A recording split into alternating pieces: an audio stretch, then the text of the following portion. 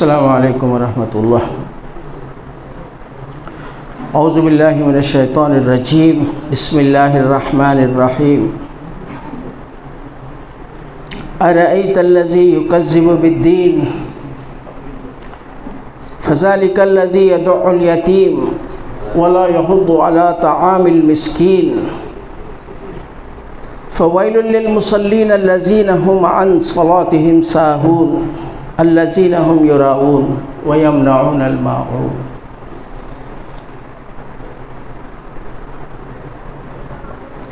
اللہ کی پناہ مانگتا ہوں شیطان رجیم سے، اور اللہ کے نام سے شروع کرتا ہوں جو نہایت ہی مہربان اور رحم فرمانے والا ہے۔ کیا تم نے دیکھا اس شخص کو جو دین کو جھٹلاتا ہے؟ وہی تو ہے جو یتیم کو دھکے دیتا ہے اور مسکین کا کھانا دینے پر نہیں اکساتا۔ پھر تباہی ہے ان نماز پڑھنے والوں کے لیے جو اپنی نماز سے غفلت برتتے ہیں، جو ریاکاری کرتے ہیں اور معمولی ضرورت کی چیزیں لوگوں کو دینے سے گریز کرتے ہیں۔ صدق اللہ۔ یہ ابھی میں نے آپ کے سامنے سورہ الماعون تلاوت کی اور اس کا لفظی ترجمہ بھی میں نے آپ کے سامنے رکھا۔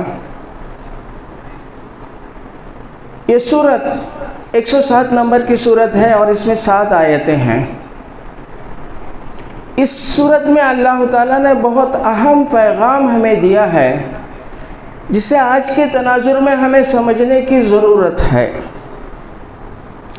الحمدللہ ہم مسلمان ہیں،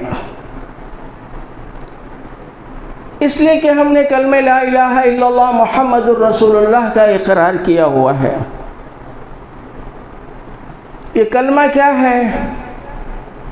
دراصل ایک عہد ہے، ایک قرار ہے جو مسلمان اللہ سے کرتا ہے کہ میں اپنی ساری زندگی تیری ہدایت کے مطابق گزاروں گا، اور تیرے رسول محمد صلی اللہ علیہ وسلم نے جو زندگی گزارنے کا طریقہ بتایا ہے اس کے مطابق زندگی گزاروں گا۔ یہ کلمہ جو ہے ایک عہد ہے، یہ قرار ہے جو ہر مسلمان اللہ سے کرتا ہے۔ اب ظاہر سی بات ہے کہ اس کلمے کے تقاضے کو پورا کرنے کے لیے ہمیں اللہ کے کلام کو سمجھنے کی ضرورت ہے یا نہیں؟ اس کو سمجھے بغیر ہم اللہ کے ہدایت اور اس کی رہنمائی میں کیسے چل سکتے ہیں؟ اسی طرح اس کا دوسرا جز محمد الرسول اللہ صلی اللہ علیہ وسلم کی سیرت کو پڑھے بغیر، جانے بغیر ہم ان کی اتباع کیسے کر سکتے ہیں؟ پورا قرآن شریف ہمارے لیے رہنما ہے، اللہ کی ہدایت ہے۔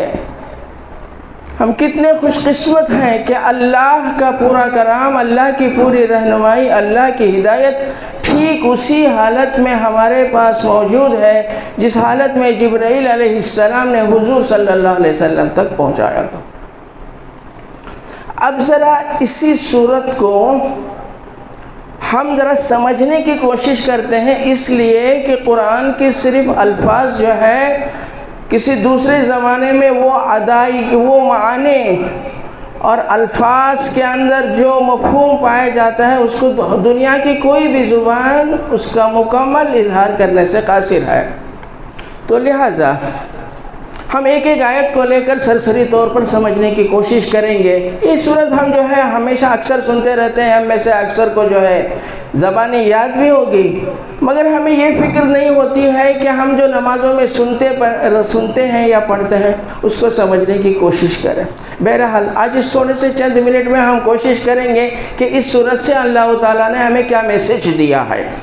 سب سے پہلے ارأیت الذی یکذب بالدین، بہت ایزی ہے، ہم تھوڑی کوشش کریں گے تو سمجھ سکتے ہیں، مگر کوشش اور نیت ضروری ہے۔ کیا اس آدمی پر غور کیا ہے جو اصل دھرم کو ریجیکٹ کرتا ہے؟ الفاظ کو سن لیں، ارأیت الذی یکذب بالدین، ڈو یو نو، کیا تم جانتے ہو، کیا تم نے دیکھا ہے اس آدمی کو جو دین کو جھٹلاتا ہے؟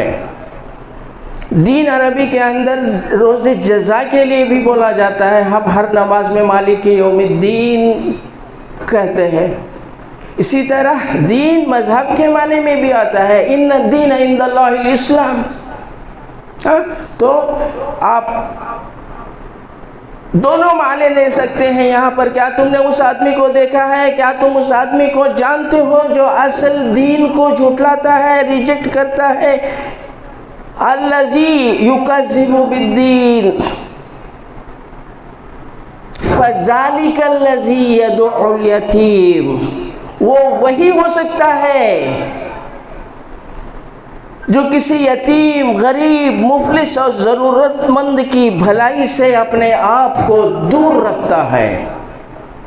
معانی کی جو شدت عربی زبان میں پائی جاتی ہے دوسری زبان میں ہم ادا نہیں کر سکتے، کوشش کر سکتے ہیں۔ یہ وہی ہو سکتا ہے، فذالک الذی، یہ وہی ہے، وہی ہو سکتا ہے جو کسی یتیم، غریب، مفلس اور ضرورت مند کی بھلائی سے اپنے آپ کو دور رکھتا ہے۔ وَلَا يَحُضُّ عَلَىٰ طَعَامِ الْمِسْكِينِ، اور اس کے دل میں کبھی یہ تڑپ نہیں اٹھتی کہ کسی بھوکے کو کھانا کھلائے، جبکہ اس کے خود ڈائننگ ٹیبل کے اوپر، اس کے دسترخوان کے اوپر، اس کی دعوتوں میں بے شمار کھانے، قسم قسم کے کھانے، ایک سے ایک بڑھ کر چیزیں ہوتی ہیں، لیکن اسے کبھی بھوکے کی بھوک کا احساس نہیں ہوتا۔ بھلے اس کا کھانا کتنا ہی اسراف ہو جائے مگر کسی بھوکے کی بھوک کا اسے احساس نہیں ہوتا۔ فَذَلِكَ الَّذِي يَدْعُو الْيَتِيمَ وَلَا يَحُضُّ عَلَىٰ طَعَامِ الْمِسْكِينِ۔ اب غور سے سنیے کیا کہا جا رہا ہے، غور سے سنیے۔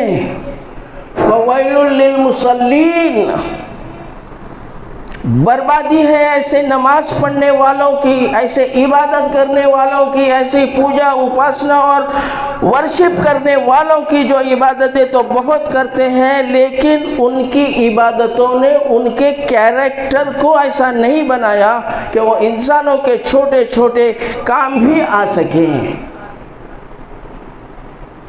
ہماری عبادتیں کس لیے ہیں؟ ہمارا کیریکٹر بنانے کے لیے۔ ان الصلاۃ تنہی عن الفحشاء والمنکر کتب علیکم الصیام کما کتب علی الذین من قبلکم لعلکم تتقون۔ ہر عبادت ہماری جو ہے ہمارا کیریکٹر بنانے کے لیے ہے۔